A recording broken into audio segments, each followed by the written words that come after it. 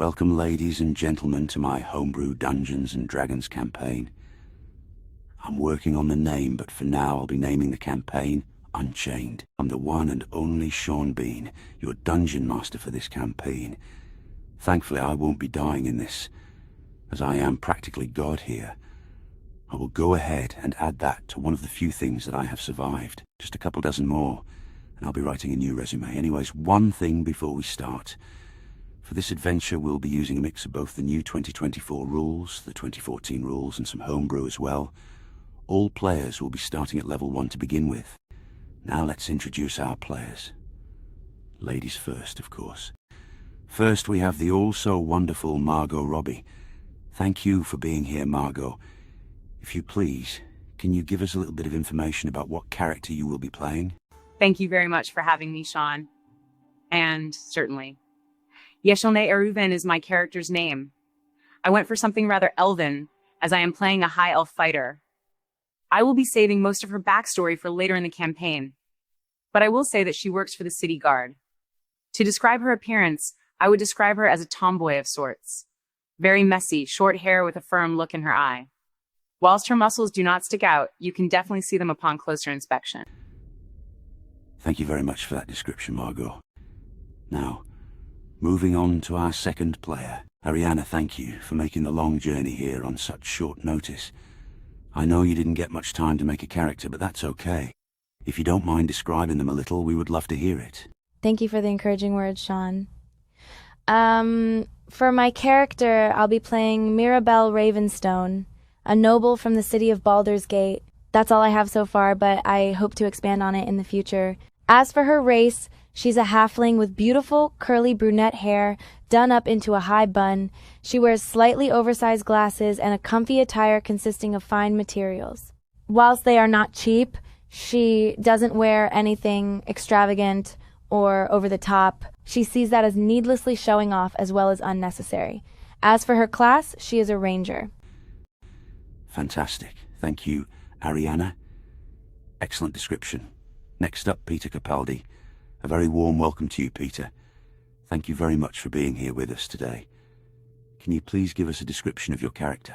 You're very welcome, Sean, and it would be my pleasure. I'm also playing a high elf named Josiah Dawnhorn. He's roughly 6 centuries old. A wizard of grand proportions, he has set out on a personal quest of his. He sports long gray and black hair, along with a beard. Dark green and silver robes are his preferred attire. Excellent, thank you, Peter. And that leaves only one individual left for now. Keanu, thank you very much for joining us today. I'm honored to be here, Sean. A little nervous, but glad to be here. No need to be nervous, my friend. We've cold drinks and snacks on the table there to settle everyone's fears. Everyone feel free to grab whatever snack or drink you wish at your leisure. Keanu, please elaborate on your character for us. Very well, Sean. My character is a very androgynous-looking tiefling. They have a collection of scars all over the body, burn marks on the left side of the face, and one of the eyes seems a little damaged. With long, unkept hair, grazed horns, and a gold-plated necklace. Petrus is their name. They're a rogue with the infernal legacy. Excellent descriptions all around. Once you've all had some snacks and drinks, we will begin. You've even got Solo, my favorite soft drink. Sean, you thought this through extensively. Most appreciated, Margot. And what can I say except that I'm Sean Bean? I may die in most media, but my decorum and preparations do not. Eat and drink up, everyone, and enjoy. I see you even went through the trouble of purchasing some iron brew. But of course, I'm a man of culture. Potato chips, Oreos, snack bars, pretzels. Sean, you're spoiling us. Thank you. No problem at all. If everyone is ready, then we will dive right in. And that's a nod from everyone, so let's go. We start in the grand illustrious city of Baldur's Gate. The Elfsong Tavern is the most popular tavern in the entire city, revered for its drinks, atmosphere, rumours and gossip. Our players spent the majority of the previous night there, doing their own thing. As the morning sun begins to rise, you all do so as well. in chains. Bound. The chains themselves also have a thick layer of lead on them to prevent any spells from being cast. You are all in one room, presumably in the city prison. The air is absolutely freezing, and you're in nothing but rags. All of your limbs are bound. A minuscule window reveals little except for a few dark orange rays of sunlight. Aside from the rattling of your chains, this area is quite quiet. Oh! And also you can hear a few rats scurrying about as well, eager to explore and greet you all in their usual ways. As you all fully regain your bearings, your heads ache. For some of you, this is nothing new. But to a particular few of you, this is a daunting predicament. So as you all sit in your respective parts of the cell, the insides of your heads feeling as if they're being drilled into, what do you all wish to do on this unique morning? Oh my gods. My head. Wait a minute, where in the hell am I? Oh my gods. No, there must be some mistake. I'm meant to be outside of the prison bars, not inside. Well, now it seems I have company in this den of misery. And by the looks of things, only one of you share elven lineage. Even still, we all look out of place here. Out of place, really? None of you have ever been in a jail before? Can't say that I have, fortunately. Well, don't worry, everyone. I'll have a chat with the guards and we can get this whole misunderstanding cleared up. Wait a second, I think I know you. I'm not sure if you do, but go ahead and guess. Yeshelne, one of the few elves assigned to the guard position. If I'm remembering correctly, you've been serving and protecting this city for decades. Well, now call me impressed. Always nice to meet a fan.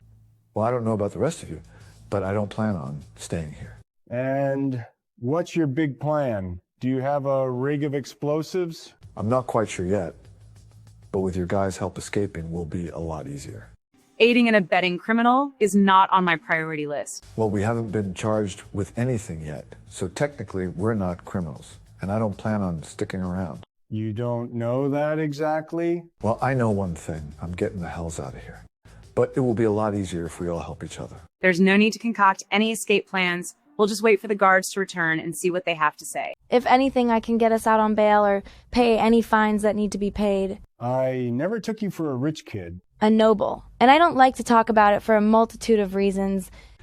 So some of you wish to escape and some of you wish to stay idle. What's the overall decision? Well, I suppose waiting will be beneficial since we have a guard and a noble with us. Can I have a look around and see if there's anything significant about the chamber? Roll a perception check. With my bonuses, that's a 10 total.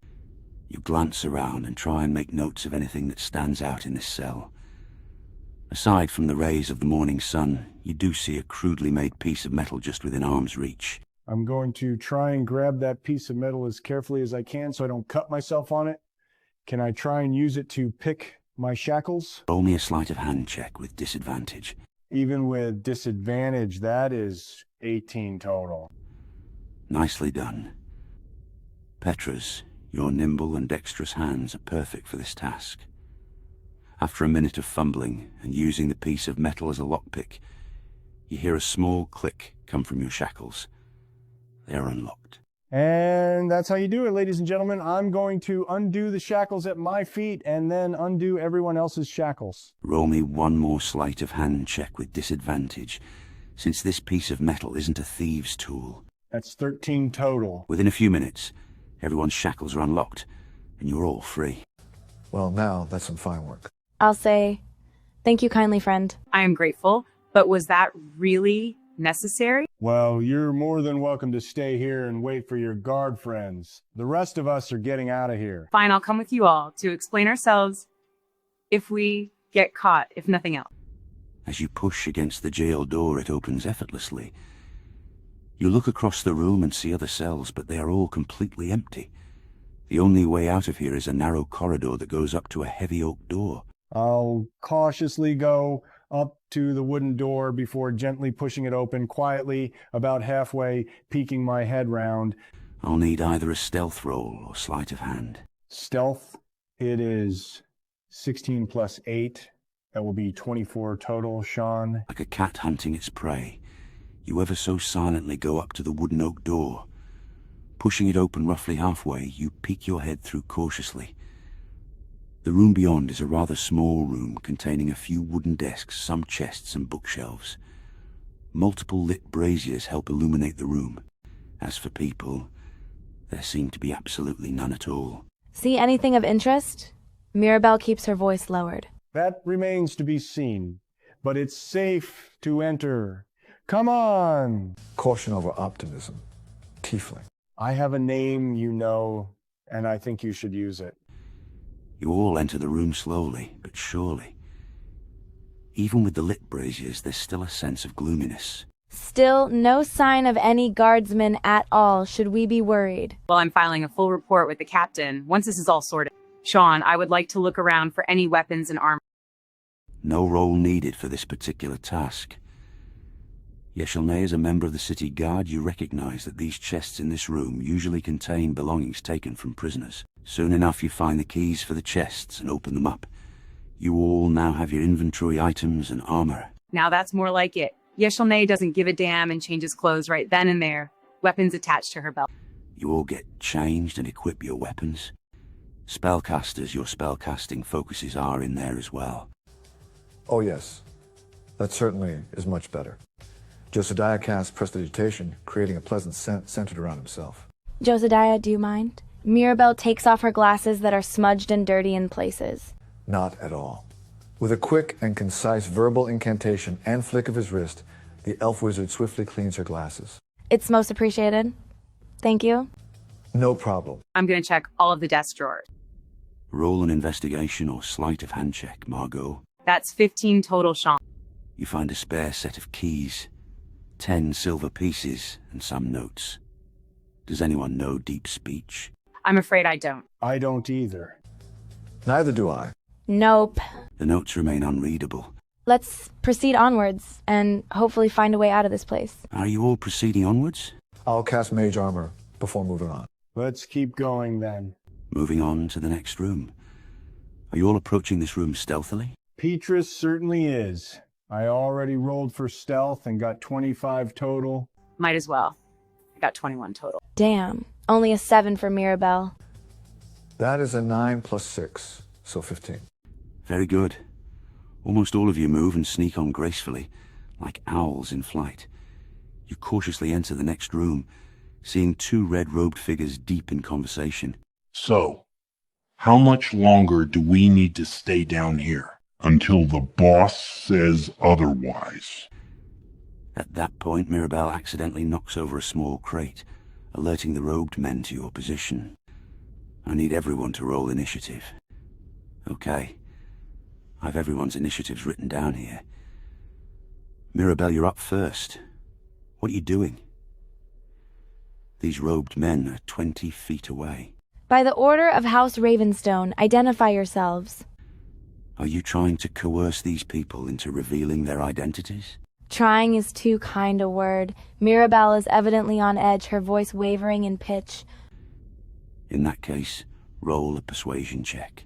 That's 14 total, Sean.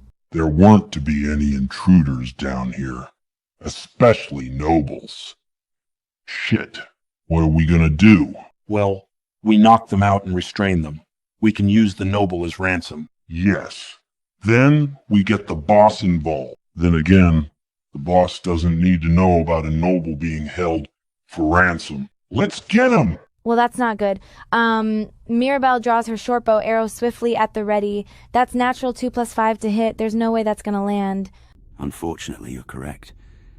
Mirabelle lets loose an arrow, but the robed men are quicker, dodging to the side. Mirabelle takes cover behind the small crate she knocked over earlier, concluding her turn. Yeshelnay, you're next. Try to keep at least one of these guys alive. I'm going to interrogate them after this. Yeshelnay draws her scimitar and dagger, rushing forwards and going in for a blade strike. 19 total to hit. She goes for the closest robed member, her scimitar dealing a gigantic yet precise slash across his chest. That one attack snuffs out the spark of life for the robed man, blood gushing from his chest. I'm not done. Since I have weapon mastery with the scimitar, I have the nick property. When you make the extra attack of the light property, you can make it as part of the attack action instead of as a bonus action. You can make this extra attack only once per turn. Switching to my dagger, I then lunge for the second robed man. Does a 12 hit? A 12 just barely hits. Roll for damage. That's maximum damage, which is 4 since I don't add any damage modifiers. Excellent. The remaining figure draws a blade and lunges for the nearest target. Yeshelnay. A 10 doesn't hit. He's then going to run for it, fleeing towards the back door. Yeshelnay, you get an attack of opportunity. I'd go for an attack with my scimitar. That hits dealing 8 damage. Your opponent had exactly 8 health left. I go for a knockout strike. Your opponent slumps to the ground, now unconscious. Holy gods. Nice moves, Yeshelnay. Thank you, Mirabelle. Let's tie this guy up. If you have rope on you, roll a sleight of hand check to tie this guy up. I got 16 for sleight of hand. You all now have yourselves a prisoner.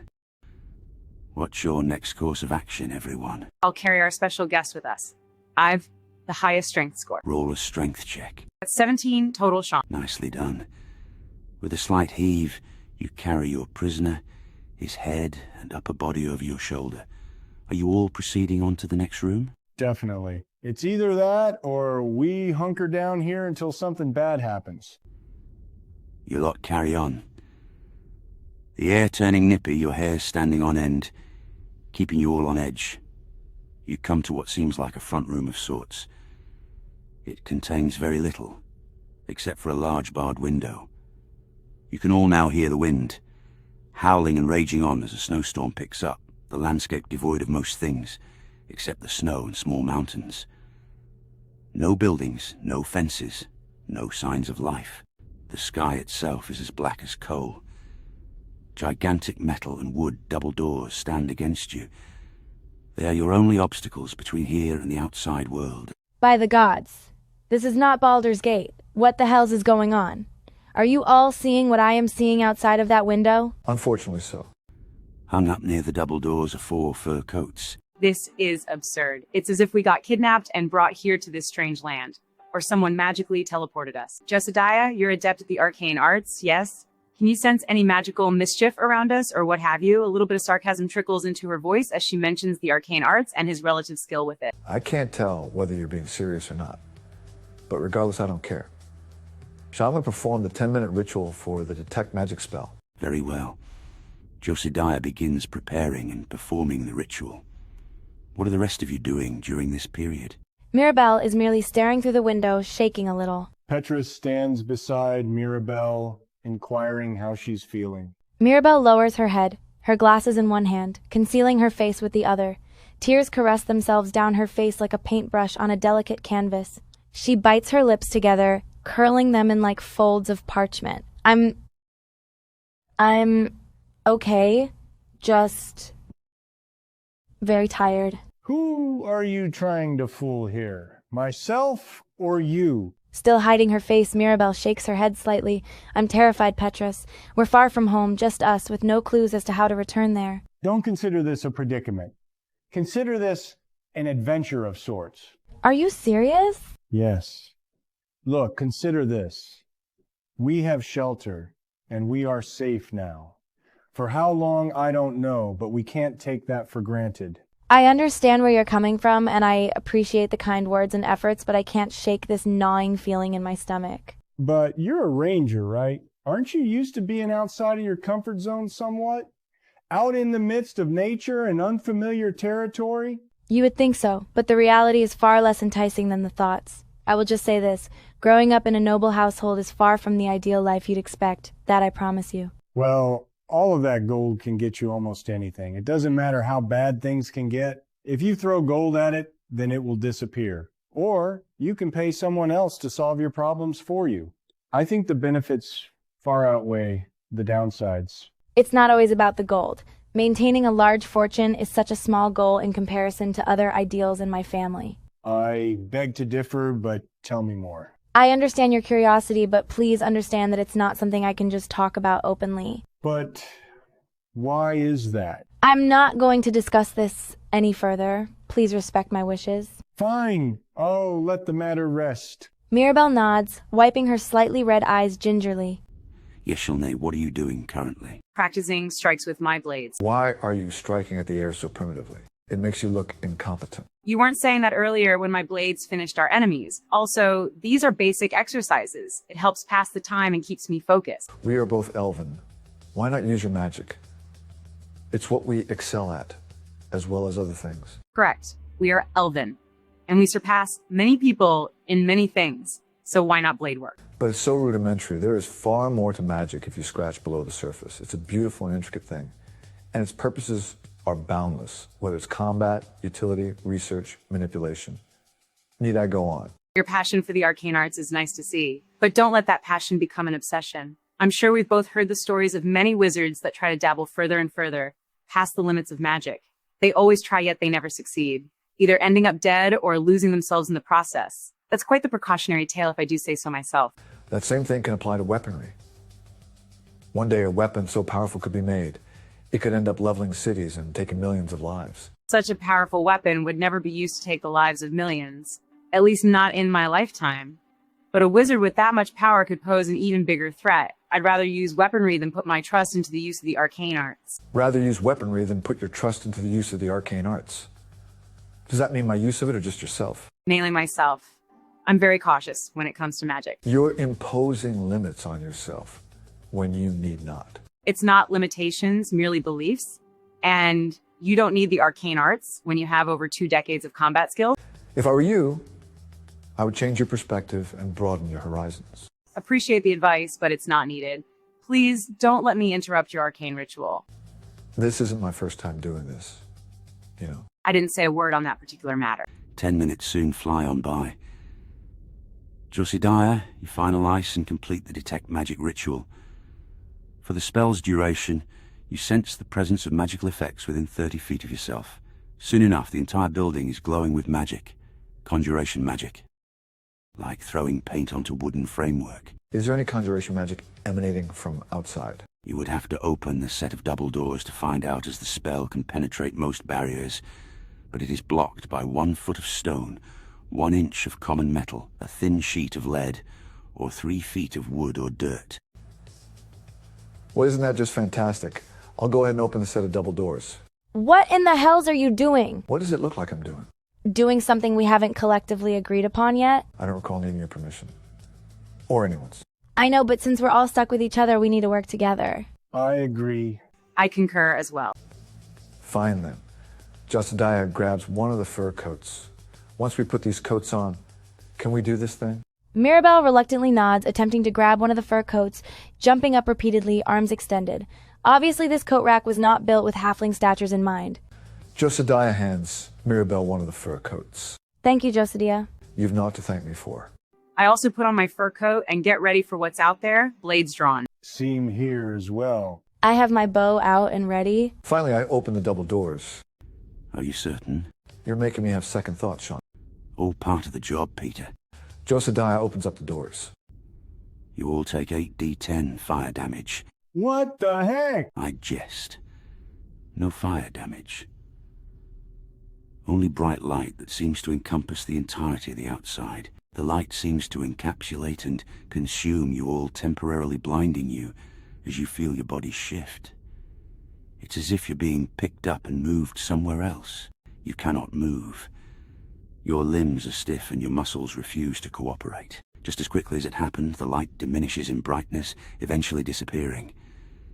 As your vision returns, you are all in the same sort of environment, except you see a small town roughly 50 feet away.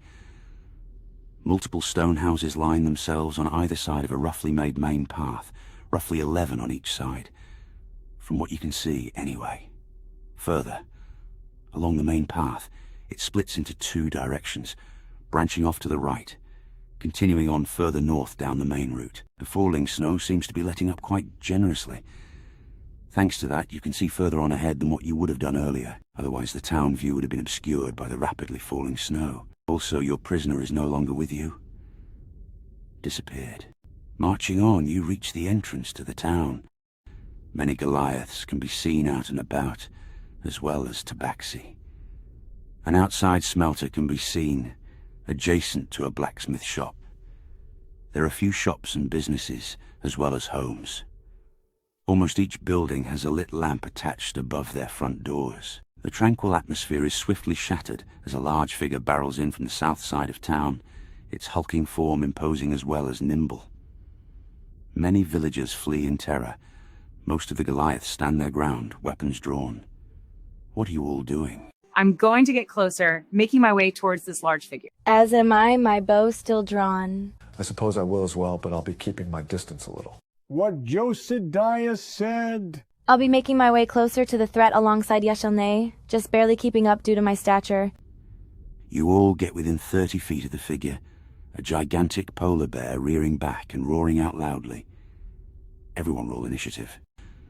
Okay, I have the order written down here. Josidiah, the battle has commenced. You're up.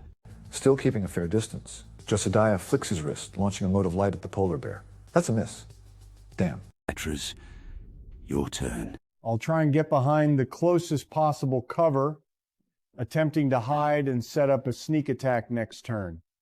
That's an 18 for my stealth roll. Excellent, Petras. Two of the Goliaths launch arrows at the daunting polar bear, dealing decent damage. In retaliation, the polar bear charges at them, his claws just barely missing them by inches. Yeshelne, you're up. Leave them the hells alone. Yeshelne is sprinting in, blades up. She strikes true with her scimitar, drawing a thick pool of blood from the bear's mangy hide. She follows that up with a nasty stab using her dagger. Did that get your attention, big boy? Mirabelle, the spotlight is on you now. Mirabelle gets within 15 feet, verbally casting a spell, magically marking her target, the polar bear now her quarry. Her short bow raised, she launches an arrow after a sharp inhale. The arrow finds its way, embedding itself into one of the bear's paws. Top of the round. Josidiah hurls an orb of acidic energy after conjuring it between his palms. The energy bombards the polar bear, completely soaking it in a corrosive effect. Fairly certain I'm hidden. Petras peeks out from behind cover, bow drawn. They wait for the right time before firing an arrow.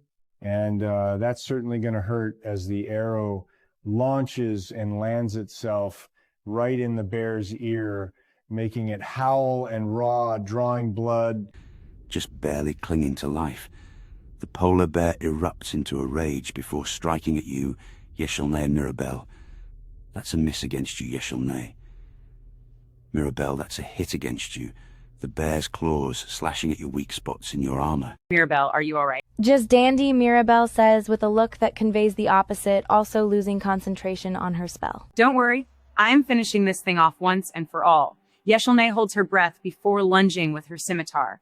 That's a natural 20 for the attack. That's the first natural 20 of the campaign. Margot, how do you want to finish this thing off? As it had only 2 hit points left. Absolutely fantastic. Yeshelne practically cleaves and slashes through the bear's thick hide, dealing significant damage as she stabs one of its eyes with her dagger, her body now caked in blood.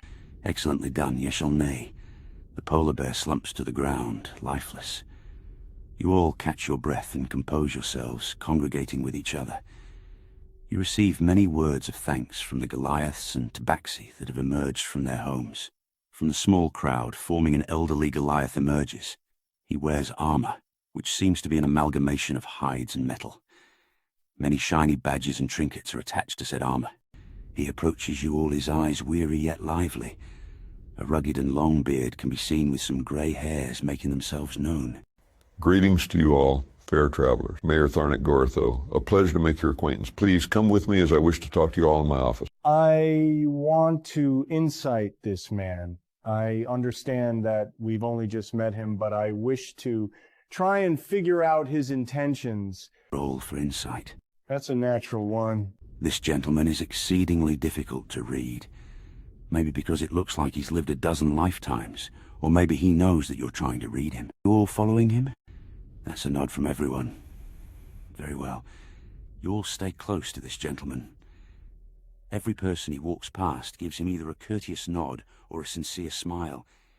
He leads you all up the main path, then to the right where it branches off. The trek takes at least 10 minutes. At the very end of this trail is a large manor fit for a king.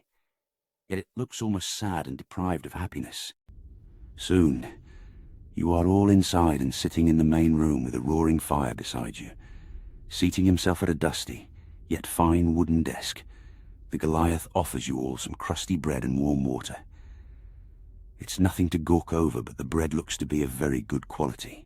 The surrounding environment is also quite dusty, and little worse for wear despite the regal and shining swords and shields that hang on his walls. Please, my friends, indulge, eat, and warm your bones. First of all, you have my gratitude. You are all newcomers to town and don't know anyone. Yet you immediately stepped in and defended my people. You all have a warrior's fire in you. And it's extremely rare that we see people other than Goliaths and Tabaxi come to these lands. 2 elves, a halfling and a tiefling, are a most unusual, but welcome sight. Tell me what brings you to our town. I say this with the most utmost respect, Mayor, but we didn't come here by choice. Rather, I think something brought us here. We're still unsure as to what it was. I doubt you would believe us if we told you everything that's happened to us so far. Humble me.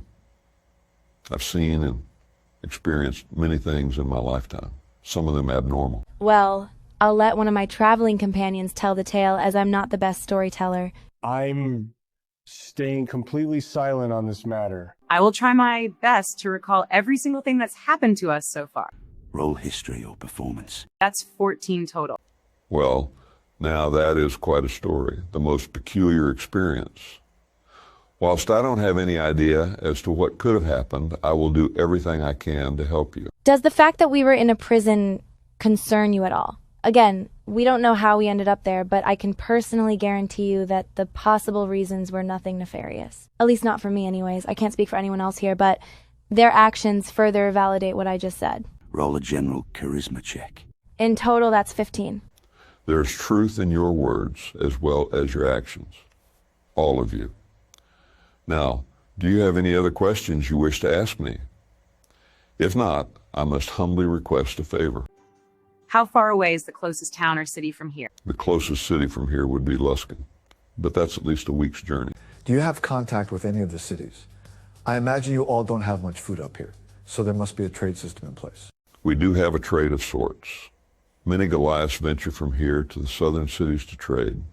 We also have snow owls that send correspondence to and from neighboring towns and cities. Snow owls? That's perfect. If we can send a letter to Baldur's Gate, my family will send someone to come and help us. I'm sure they'll definitely send some money in return. I'm afraid you didn't let me finish. We used to have many snow owls, but recently they've been dropping like flies. Same with most of the wildlife here, which brings me to the favor I was going to ask you all. But first, you all must be exhausted. Head to our local tavern down the thatch. The owner there is a relative of mine. You can't miss her. Tell her that I sent you. You'll be treated very well, I promise you. We'll talk more after you've rested. And which building is your local tavern? Mayor Tharnek provides you all with a map of the town, circling the tavern with a quill and ink. Mayor Tharnek, you've my thanks. Although if we see anything in town that we wish to purchase, do your people accept gold? It's not the preferred currency, but we won't refuse. So are you all leaving the manor and going back to the main part of town? Mayor Tharnek, I must ask why you haven't cleaned your residence in quite a while. Curiosity is all. Ariana, roll for persuasion. Now that's a good roll. 19 plus bonuses, 24 total. I'm afraid I haven't really found much motivation to do anything around here, as it reminds me too much of my beloved. Your beloved? Oh, I'm so sorry. You needn't be, you didn't know. Is there anything else that any of you wish to discuss with me? I don't believe so, for the moment. Are you all returning to the center of town? That's a nod from everyone once again. We'll fast forward a bit in terms of time. Is there anywhere else you wish to go before the tavern? What other sorts of shops are around? A blacksmith, a potion shop, and a general store. I might check out the general store. I forgot to say that the mayor gave you all 50 gold each. I'll go and visit the blacksmith. I'll come with you. I'll come with you. And I'll venture to the potion shop. Understood. Understood. Ladies first. Yeshelnay, Mirabelle, you both pay a visit to the blacksmith who is finishing things up by his smelter. The blacksmith himself is a very muscular Goliath, burn marks all over his body, tattoos covering his arms. My final customers for the day. Welcome, ladies, and a well-deserved thank you from me personally, for you and your allies for what you did earlier. It was nothing, really. We couldn't just pass by and let that bear kill you all. Precisely what Yeshelnay just said. Mirabelle removes her glasses, the heat from the smelter quite intense, the lenses beginning to fog up. Modest and true. I'm Brentfin. Lovely to put a name to one of the faces, but I didn't catch your name, my dear halfling. Brentfin hands her a clean piece of fabric. Mirabelle gladly accepts the fabric, beginning the process of cleaning her lenses. Thank you, Brentfin. I'm Mirabelle. A pleasure, Mirabelle. Straight to business. What can I do for you both? What kind of weapons do you have for sale? It depends on what kind of weapon you're after. Maybe a greatsword or crossbow. Do you have any shields or short swords? You're both in luck, for I have all of those weapons. Shield included. How much for the greatsword? You're using gold for this transaction, correct? Usual price is 50 gold, but I'll happily sell it for 40. It's a deal. Thank you, Brentfin. My pleasure, Yeshelnay. Mirabelle, the shield will be 10 gold pieces. I have a smaller, custom one that'll be more appropriate for you to wield. Slipping her glasses back on, Mirabelle nods in agreement. You've got yourself another deal. Most excellent. Music to my ears. Mirabelle, you were after something else, weren't you? A short sword, right? Oh, yes. Thank you very much for reminding me. How much gold for a short sword? 10 gold pieces for a short sword. You've got yourself yet another deal. Remarkable. Thank you again. Although speaking of weapons, I do have one that is extremely valuable. Now I'm very interested. What is it and how much do you want for it? Well, you must understand that magical weapons are beyond rare up here. So this is quite the find. I found it when I was hiking deep in the mountains. Maybe it belonged to a deceased adventurer. Or maybe some mage. I don't know, but they won't be needing it anymore. It's a rapier, the blade magical. It has strange markings engraved into the metal itself. May we have a look at it? Maybe we can transcribe these markings. And we also have a wizard with us who can use a spell to recognize what kind of magic is on this blade. Very well. Brentfin disappears for a minute before returning with the rapier concealed under a silky cloth. He unravels the cloth and shows you all the weapon. The metal shines in the light like diamonds. The hilt itself looks regal. And indeed, there are markings engraved in the blade itself. I'll examine the markings and see if I recognize them. Roll history or arcana. That's 9 plus my modifier, making that a 10, Sean. I'm afraid that's not enough. These markings are unrecognizable to you, Yeshelnay. Can I try and identify these markings? Brentfin crouches down, carefully handing the blade over to Mirabelle. Thank you. Mirabelle has a closer look. Roll arcana or history. In total, that's 12 for history. You haven't a clue as to what these markings mean, Mirabelle. Maybe they're words or a phrase. Well, I can't figure out what these markings mean. How much will you sell this weapon for, Brentfin? Considering the rarity and value of this weapon, 350 gold. Well, that's way out of our price range, I'm afraid. Can you let it go for anything less? Or is there something we can help you with in exchange? Ariana, roll a persuasion check. Wow, I rolled 19. Plus my bonus, that's 24, Sean. Excellent roll. I suppose I can lower the price if you do something for me in return. And what would that be? Come see me tomorrow morning. I'll tell you more then. Very well. And thank you for your time. Thank you for me as well. You're both very welcome. I'd like to purchase some healing potions and any scrolls they have. Only 2 healing potions are available for purchase. 10 gold per bottle. And they have no magical scrolls. There's also a potion of fire breath for sale. How much for that particular brew? 60 gold, Peter. I'll take all the potions. Excellent. Petra's, the general store, is your destination. Yes, Sean. Hopefully I can score myself a deal. Would you like to roleplay it or skip it?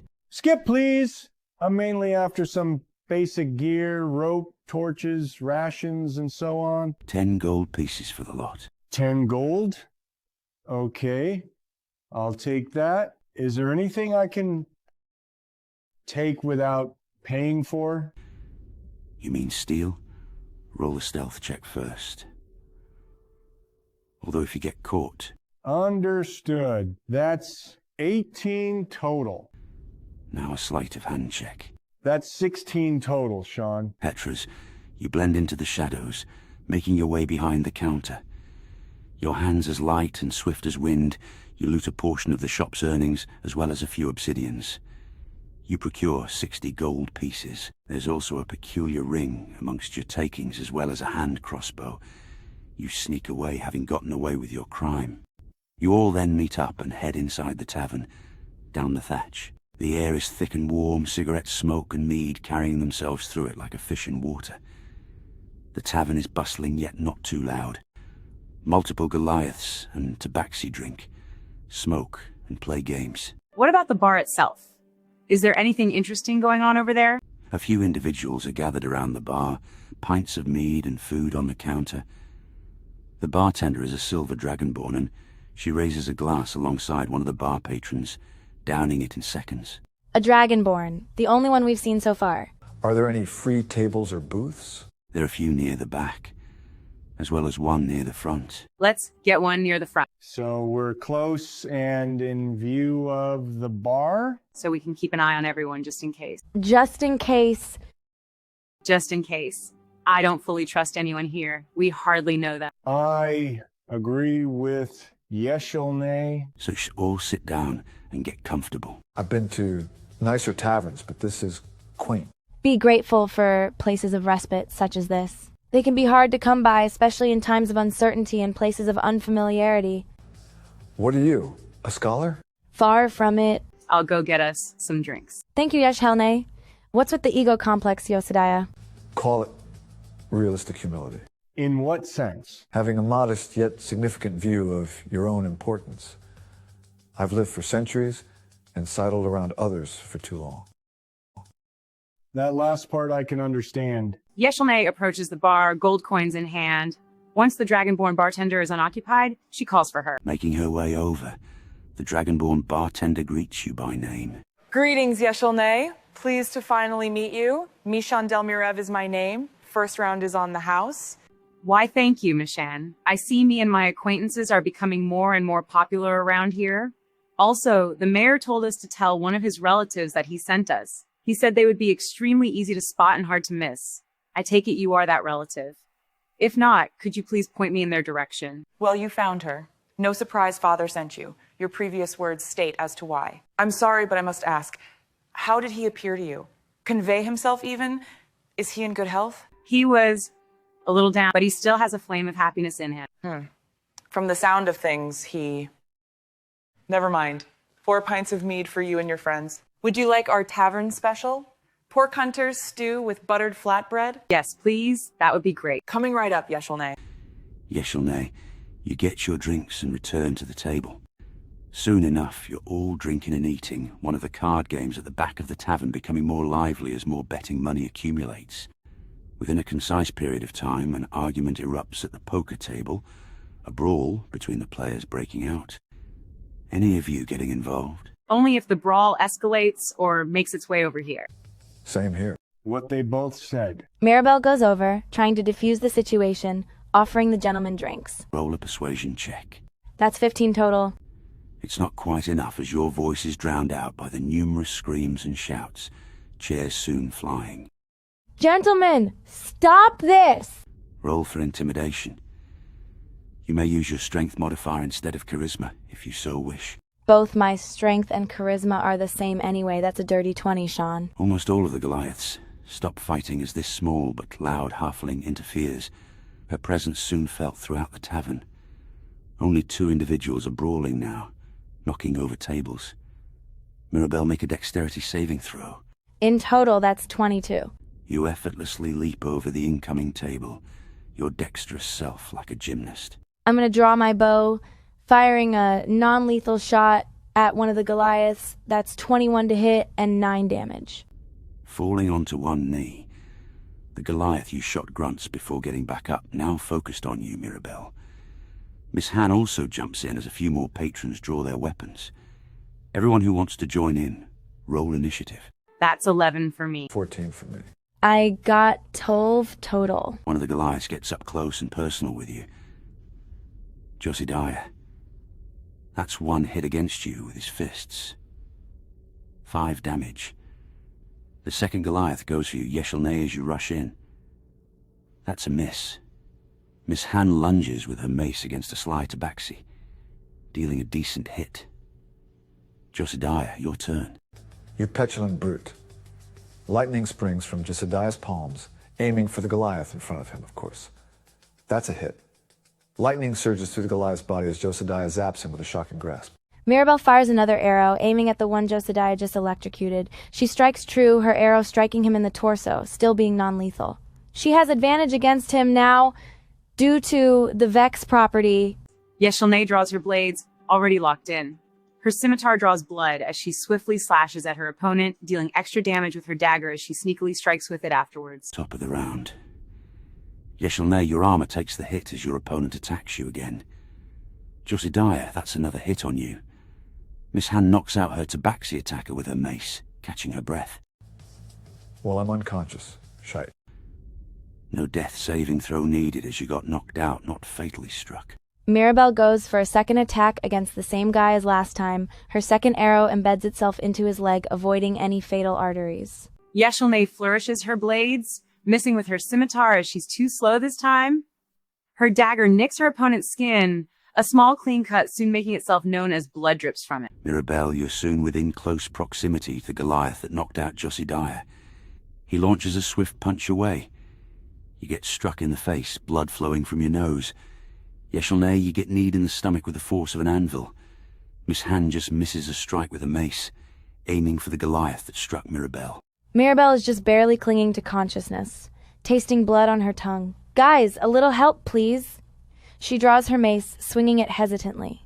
It connects, Mirabelle leaping up and bashing the Goliath in the face, giving him disadvantage on his next attack. Hang on, Mirabelle. I'm a little occupied right now. Yeshelne sheathes her dagger, going for a direct punch, feeling her opponent's nose fracture as she strikes his face. Yeshelne, your opponent staggers back, soon collapsing to the ground. Yeshelne rushes over to Mirabelle, dagger back out. Unfortunately, Mirabelle, that's a natural 20 to hit you. Wait, he has disadvantage because of your mace. That's 8 to hit. Fail. You anticipate the attack, dodging to the side. Miss Han gets struck by a stray chair, tanking the damage before retaliating with her breath attack, her opponent getting hit with a potent blast of crippling frost. Thank goodness. Swinging her mace, she misses due to her current condition, staggering a little. I don't feel so good. Hey, big guy, try someone who won't hold back.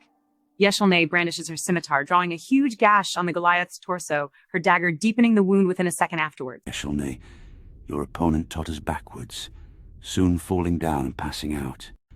One more bloodied tabaxi is soon in the fray, with a natural 20 to hit Mirabelle. And I'm also unconscious. I'm gonna roll stealth before going for a sneak attack.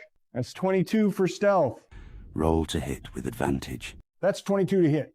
Including sneak damage, that's maximum on the dice. 16 damage. The tabaxi barely hangs on, her fur soaked in blood. Enough of this. Yeshelne attempts to grapple the tabaxi after slicing into her leg. Roll a strength check. 18 plus 4. The tabaxi attempts to break free. She's unsuccessful. Miss Han goes for a mace strike on her, knocking her unconscious, the brawl now over. By the gods. Mishan checks on her patrons, soon using a healing kit on Josiah and Mirabelle. She stabilizes them both, bringing the party into the back room after closing the tavern. Well, that was fun, wasn't it? Absolutely thrilling, Petrus. Mishan rolls her eyes, the others soon awake. She begins brewing a concoction, adding various herbs. My head is killing me, like a minotaur ran into it. My entire body aches. The damn Goliath got me good. What are you doing, Mishan? Mishan retrieves some light green powder, letting it fall into the hot pot of boiling water. It leaves a thick trail in the air, Mishan pressing her nose against her arm, inhaling deeply before a thunderous sneeze erupts from her. Goodness, God's bless you. Thank you. I'm brewing one of my natural teas. It should help alleviate and ease most of the physical pain. Mishan nearly sneezes again, managing to quell it, rubbing her nose. It doesn't help that some of the ingredients are either uncommon or really irritate my nose due to their pungent smell. After another few minutes, the concoction is brewed and served. It tastes like molding earth, but I swear the effects more than make up for it. I want to try and identify what herbs are in this brew. I'll need a nature check, please. Dirty 20 total. Eucalyptus, lavender, and a few other herbs, roots and leaves. Don't worry, it smells worse than it tastes. I'll pass. Thank you. At this point, I'll try any remedy, anything to alleviate this headache. Mishan hands Mirabelle a fresh cup full of the steaming beverage.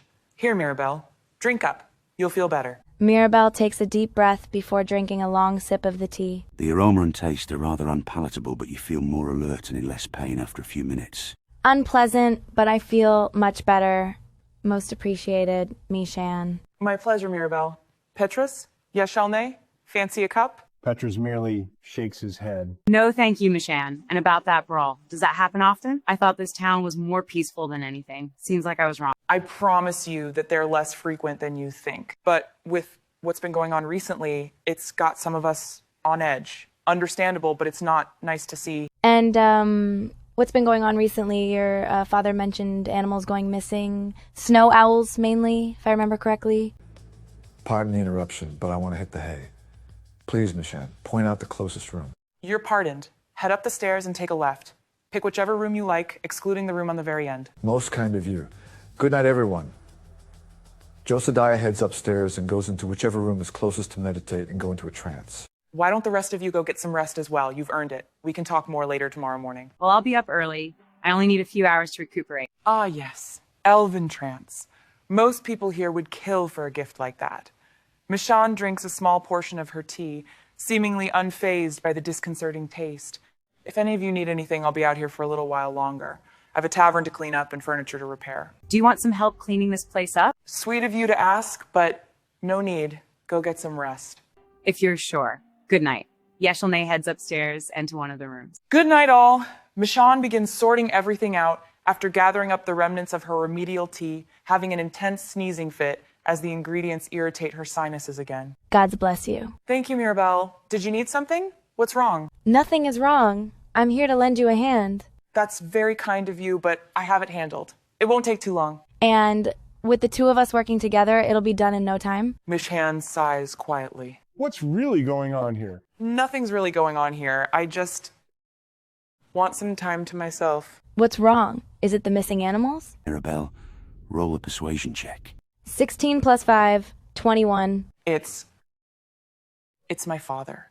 Mishan goes quiet for a moment, gathering up the broken chairs, her head lowered. What about your father? It's family business. That's all. Let's focus on fixing the tavern up. Of course, Mishan. You two have fun cleaning up. I'm off to get some rest. Rest well, Petrus. So, Mishan, how long have you been working here for? Mirabelle asks, as she helps Mishan tidy things up. Just over 4 years before I took over from the previous owner. I see. Who was the previous owner? A good friend of my father's. What happened to him, may I ask? He passed away not long ago. One of the many things that have happened recently. It's just a rough time right now for all of us. I'm sorry to hear that. While me and my traveling companions need to get home, I'll personally do what I can to help out. Even after leaving here... I appreciate that, Mirabelle. Mishan hesitates before speaking once more. If you could, keep an eye on my father if the opportunities present themselves. Please. He's also going through a very rough patch after Mother died some time ago. He doesn't speak to me much these days, despite my best efforts. Of course. Sounds like the two of you are quite distant. Lately, yes. But we've a good relationship before Mother passed. At least you've a good relationship with him. Are you speaking from relative experience? Somewhat. My father and I don't really see eye to eye on most things.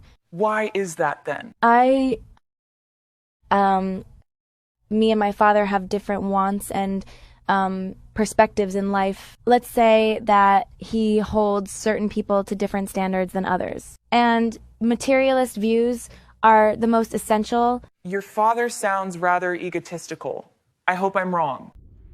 Soon enough, you're both finished with cleaning and organizing the tavern. Good work, Mirabelle. Crouching down after going behind the bar counter, Mishan pours herself a glass of red wine. Would you like one, Mirabelle? Ooh. Yes, please. Ooh.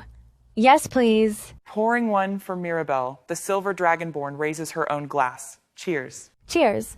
To you and your town's bright future. Mishan nods in appreciation before drinking. Nearly a century old, and it hasn't lost any flavor. Mirabelle also takes a swig, enjoying the taste. Definitely. It's the perfect temperature as well. How much would you like to drink? A few more glasses, but nothing crazy. Very well. Is there anything else that you wish to discuss with me, Shan? Not really. Mirabelle will head to bed afterwards. Understood. Everyone rests and sleeps until morning, fully recuperated. And we'll conclude the session here and now. Thank you to everyone for watching and spending your time with us all. Look after yourselves now.